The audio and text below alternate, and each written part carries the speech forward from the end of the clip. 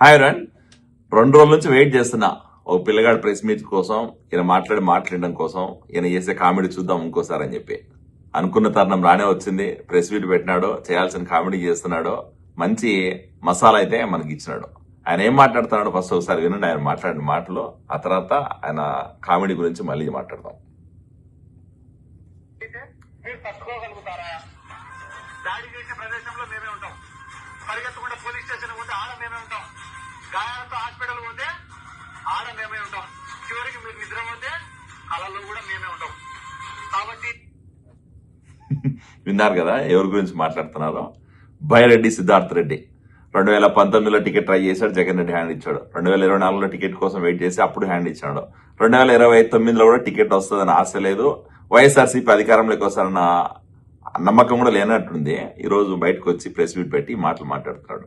ఏం బైరెడ్డి సిద్ధార్థ్ రెడ్డి పాపము ఇప్పుడు కూడా మనకి టికెట్ వచ్చేది కనపడలే. సో ఇట్లాంటి పనులు రావు, నేను ఎమ్మెల్యే అయ్యేది లేదు, సచ్చేది లేదని చెప్పి ఈ వీధి రౌడీల పని, అటెండర్ల పని, కాంపౌండర్ పని, గుర్కా పని ఎదుర్కొన్నట్టున్నావు. ఎందుకంటే నువ్వు ఏం చెప్తున్నావు, దాడి చేసిన ప్రదేశంలో ఆయన ఉంటాడంట, హాస్పిటల్కి పోతే ఆయన ఉంటాడంట, పోలీస్ స్టేషన్ పోతే ఆయన ఉంటాడంట, నిద్రపోతుంటే కళ్ళ కూడా ఆయన ఉంటాడంట. ఏంది అంటే దాడి చేసిన ప్రదేశంలో రౌడీలాగా బిహేవ్ చేస్తా ఉంటావా? హాస్పిటల్కి పోతే కాంపౌండర్ పని చేస్తా అంటావా? పోలీస్ స్టేషన్ పోతే గుర్కా పని చేస్తా అంటావా? లేకపోతే నిద్రల కళ్ళకి వచ్చి బస్ సెక్యూరిటీ గార్డ్ పని చేస్తా అంటావా? ఏం మాట్లాడుతున్నావు అసలు? అధికారంలోకి వస్తే ప్రజలకు ఏం చేస్తామని చెప్పాల్సింది పోయి, అధికారంలోకి వస్తే రాష్ట్ర ప్రజల కోసం, రాష్ట్ర అభివృద్ధి కోసం ఏం చేస్తామని చెప్పాల్సింది పోయి, ఇట్లాంటి పనికిమాల మాటలు మాట్లాడడానికి ప్రశ్న పెట్టింది. ఇట్లాంటి పనికిమాల చేష్టలు చేయడానికి మీరు అధికారంలోకి వచ్చేది.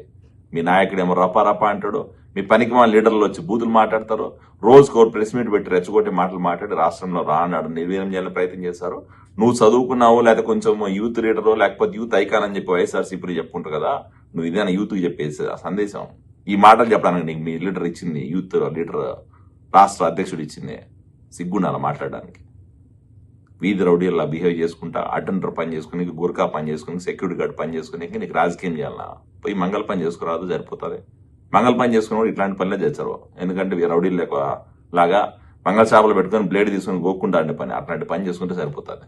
ఈ పనులన్నీ అలా నీకు ఇంకా రాజకీయం చేసే పనులు ఎలా? ఊరికి అనవసరంగా కర్నూలు జిల్లాలో పెద్ద లీడర్ అని చెప్పుకోవడం ఎలా? రాయలసీమలో ప్రాంతంగా నేను యూత్ లీడర్ అని చెప్పుకుని ప్రచారం చేసుకోవడం ఎలా?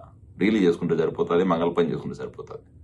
వైఎస్ఆర్సీపీ నాయకులు ఏ ఒక్కరికి కూడా రాష్ట్ర పట్ల కానీ, రాష్ట్ర ప్రజల పట్ల కానీ, రాష్ట్ర అభివృద్ధి పట్ల కానీ, రాష్ట్రంలో శాంతి భద్రతలో ప్రశాంతంగా ఉండాలని ఆలోచన లేదు. నోరు తెరిస్తే బూతులు మాట్లాడడం, నోరు తెరిస్తే రెచ్చగొట్టే మాటలు మాట్లాడడం. నాయకుడు అంతే, నాయకుడు కింద ఉన్న లీడర్లు అంతే.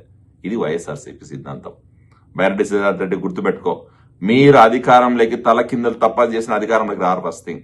2వ పాయింట్, ఒకవేళ అధికారంలోకి వచ్చినా కూడా మిమ్మల్ని, మీ పార్టీ నాయకుల్ని భయపడే వాళ్ళు ఎవ్వరు లేరు ఇక్కడ. మీరు ఏదో పగటి కళలు అంటున్నట్టున్నారు. ఆ పగటి కళల్లో అధికారంలోకి వచ్చేసినాము, మేము రోడ్డు పైన రప్పా వైఎస్ఆర్సీపీ రాజారెడ్డి రాజ్యాంగం అమలు చేస్తామని చెప్పి మీరు కలగంటున్నారు. కానీ అవన్నీ కూడా మీ కళలుగానే మిగిలిపోతున్నాయి. ఖచ్చితంగా మీరు అధికారంలోకి రావడం అనేది జరిగే ప్రసక్తే లేదు. మేము కూటమి ప్రభుత్వం ఉన్న రోజులు జగన్మోహన్ రెడ్డి గారు సీఎం అయ్యే ప్రసక్తే లేదు. ఆలోచించుకోండి.